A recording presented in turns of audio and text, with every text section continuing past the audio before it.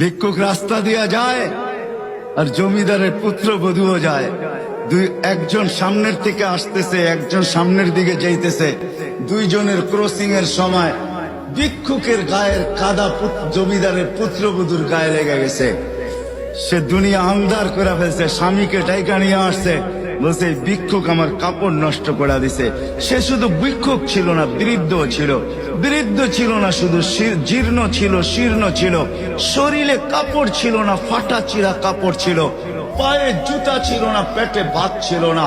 জমিদারের পুত্র সইতে পারে নাই, যৌবনী শক্তি সয়তো সয় কি করা।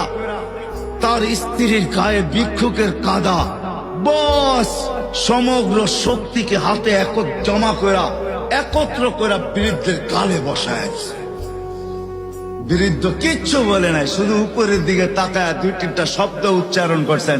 শব্দগুলা হলো ইয়া মাল্লাহ তারা হলো ওয়ুন, ও আল্লাহ চোখে দেখা যায় না। ও তারা কুল্লা শাই, তুই সব দেখিস। ফারা তারা মা বি, তুই কি দেখিস না আমার সাথে কি ঘটতেছে, এটা কি দেখিস না? বলতে দেরি যুবক, মরতে দেরি হয় নাই। জমিদার চলে আসছে, প্রতিশোধ নিবে। বৃদ্ধের একদিকে মুস্কি হাসি, একদিকে বলতেছে প্রেমের খেলা এমনই হয়। জিজ্ঞাসা করছে কিসের প্রেমের খেলা রে? বলছে ওর প্রেমিকার গায়ে আমার কাদা লাগছে, পায়ের কাদা লাগছে, ও সইতে পারে নাই। যৌবনী শক্তি দিয়ে আমার বৃদ্ধ গালে বসায় দিছে। আমাকেও একজন ভালোবাসে, সেও সইতে পারে না, সেও সইতে পারে না। ও তো থাপ্পড় দিয়া ক্ষান্ত, সে জান নিয়ে নিছে, জান।